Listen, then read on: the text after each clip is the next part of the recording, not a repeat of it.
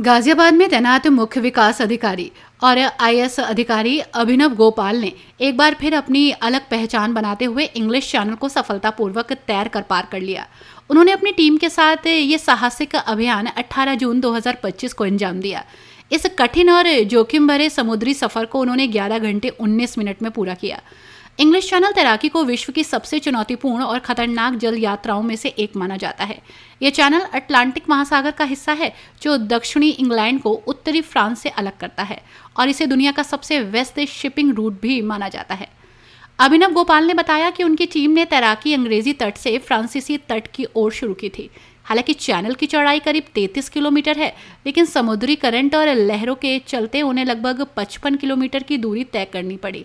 उन्होंने कहा यह सिर्फ एक खेल नहीं बल्कि मानसिक, शारीरिक और भावनात्मक सहन शक्ति की परीक्षा है। इस उपलब्धि के जरिए मैं युवाओं को यह संदेश देना चाहता हूं कि कोई भी लक्ष्य असंभव नहीं होता। अभिनव गोपाल की ये उपलब्धि न सिर्फ प्रशासनिक जगत में बल्कि युवा वर्ग में भी चर्चा का विषय बनी हुई है। सरकारी सेवा में रहते हुए उन्होंने जिस जज्बे और समर्पण से ये चुनौती स्वीकार की वो प्रेरणादायक है।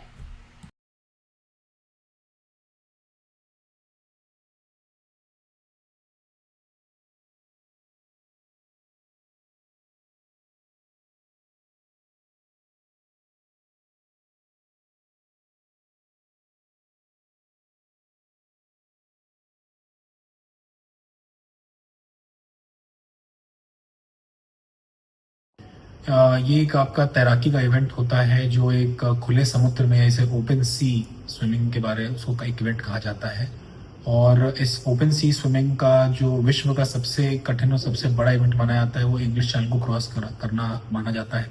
इंग्लिश चैनल बेसिकली एक चैनल है, समुद्र का एक हिस्सा है जो इंग्लैंड और फ्रांस को जोड़ता है। और इसकी जो कुल लंबाई वो 32 किलोमीटर है, परंतु जब आप तैराकी समय करते हैं तो करंट्स के कारण ये 50 किलोमीटर औसतन जो है इसकी एक दूरी बन जाती है।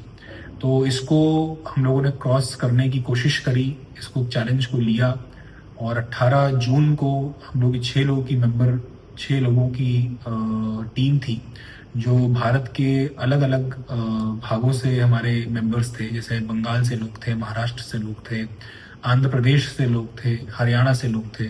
तो इन सब की टीम ने मिलकर 11 घंटे 19 मिनट में इस पूरे चैनल को क्रॉस किया।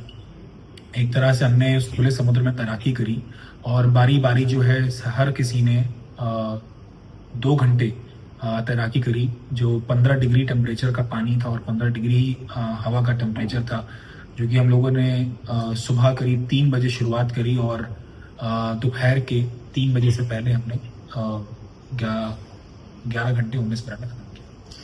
चुनौतियां देखिए, सबसे पहले बताया कि सबसे बड़ी चुनौती होती है यहाँ का टेम्परेचर, क्योंकि यहाँ पानी का टेम्परेचर 15 डिग्री से नीचे ही रहता है और कहीं ना कहीं हाइपोथर्मिया की जो एक प्रॉब्लम है वो उत्पन्न हो सकती है, जो मुझे स्वयं भी काफ़ी झेलनी पड़ी। काफ़ी ठंड थी और उस समय 2 घंटे जब मैं स्विम कर रहा था तो उस ठंड के साथ तैरना एक बहुत बड़ा चैलेंज था।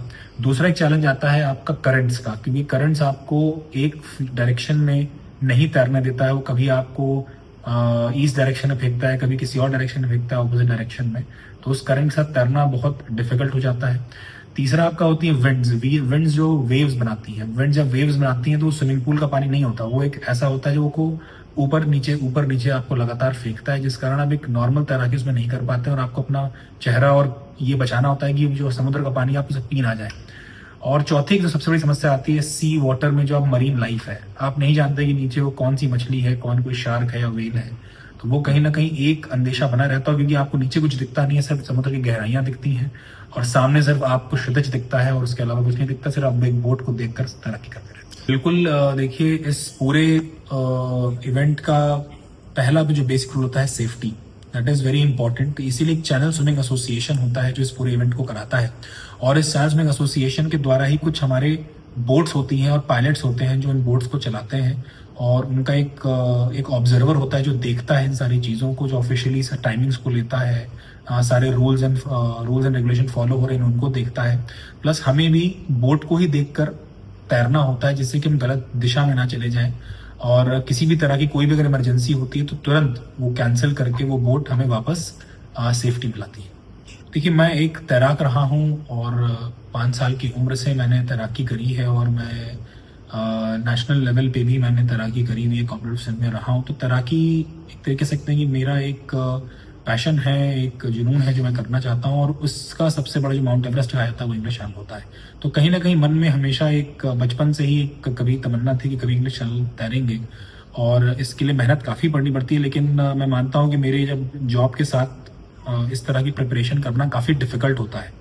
तो इसीलिए मैं ज़्यादा नहीं, हफ्ते में 2 या 3 बार ही मैं 1 या डेढ़ घंटे की स्विमिंग किया करता था, और साथ-साथ जितना मैं आधा घंटा 45 मिनट निकाल सकता हूँ, मैं निकाला करता था।